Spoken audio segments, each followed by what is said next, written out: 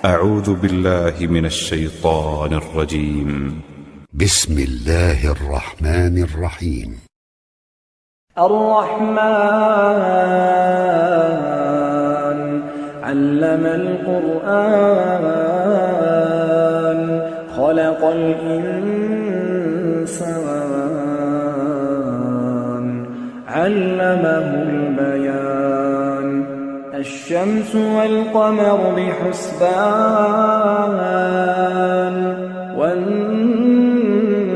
والنجم والشجر يسجدان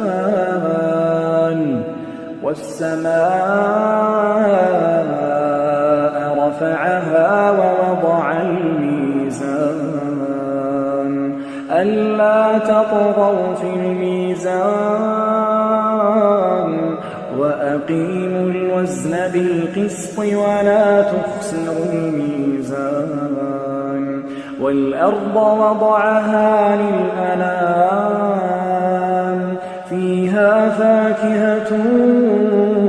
والنخل ذات الأكمام والحب ذو العصف والريحان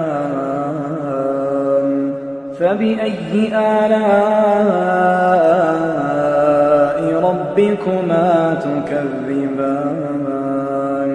خلق الإنسان من صلصال كالفخار وخلق الجان من مارج من نار فبأي آلاء ربكما تكذبان رب المشرقين ورب المغربين فبأي آلاء ربكما تكذبان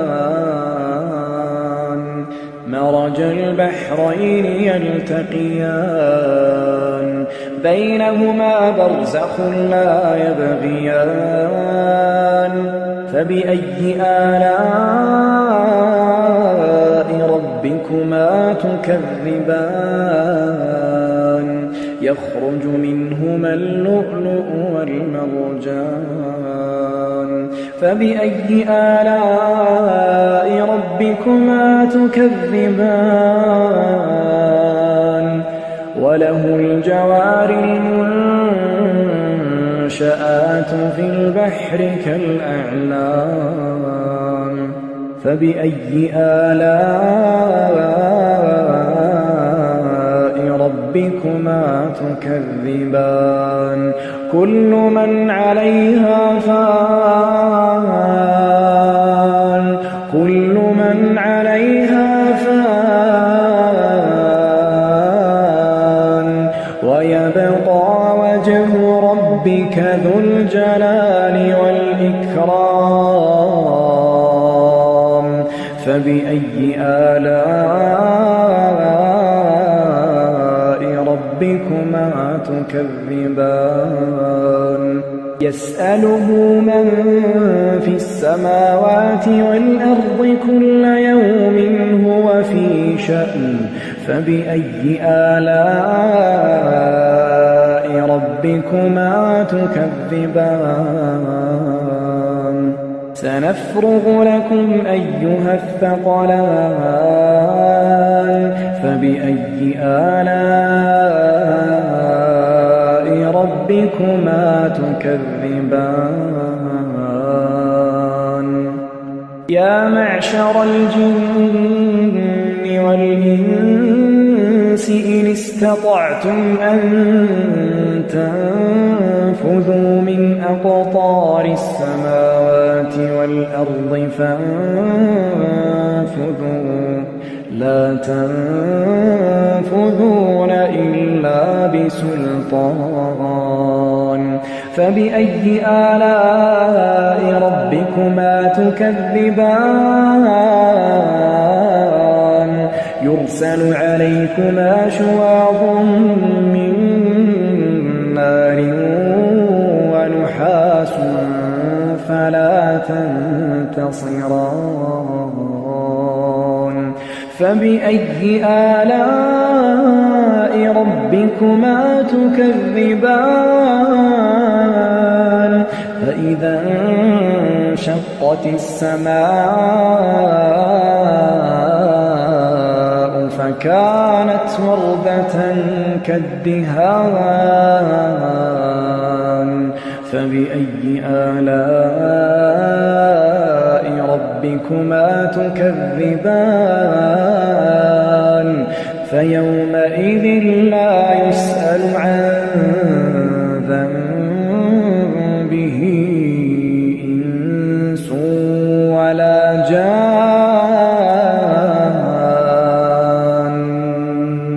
فبأي آلاء ربكما تكذبان يعرف المجرمون بسيماهم فيؤخذ بالنواصي والأقدام فبأي آلاء ربكما تكذبان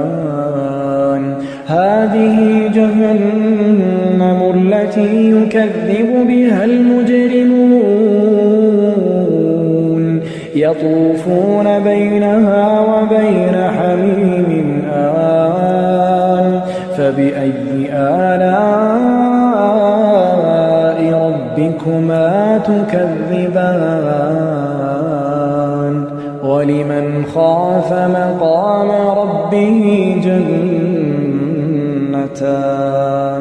فبأي آلاء ربكما تكذبان ذواتا أفنان فبأي آلاء ربكما تكذبان فيهما عينان تجريان فبأي آلاء ربكما تكذبان فيهما من كل فاكهة زوجان فبأي آلاء ربكما تكذبان متكئين على فرش بطائنها من استبرق وجنى الجنتين دان فبأي آلاء ربكما تكذبان فيهن قاصرات الطرف لم يطمثهن إنس قبلهم ولا جان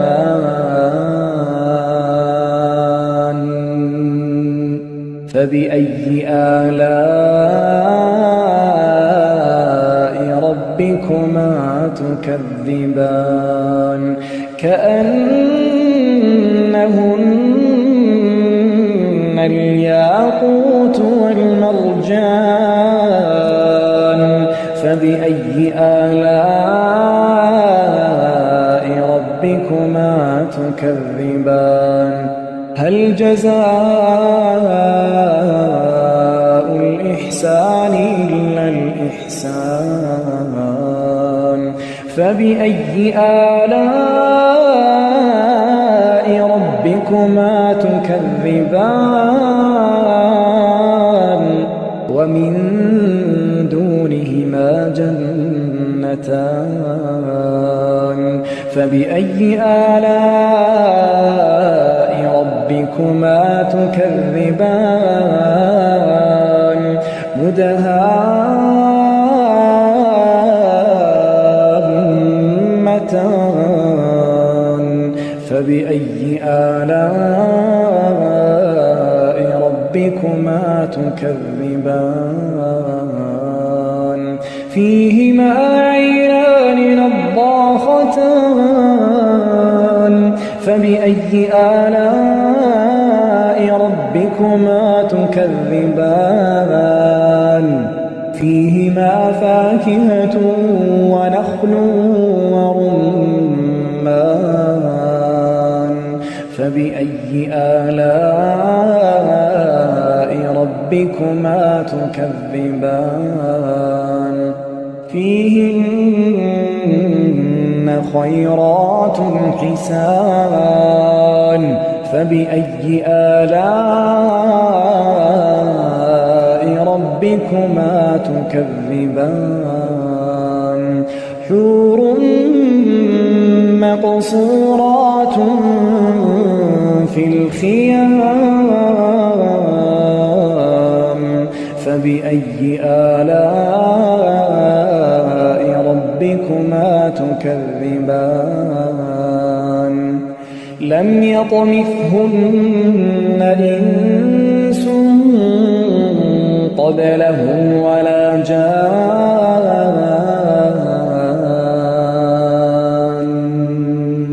فبأي آلاء ربكما تكذبان متكئين على رفرف خضر وعبقري حسان فبأي آلاء ربكما تكذبان تبارك اسم ربك ذي الجلال والإكرام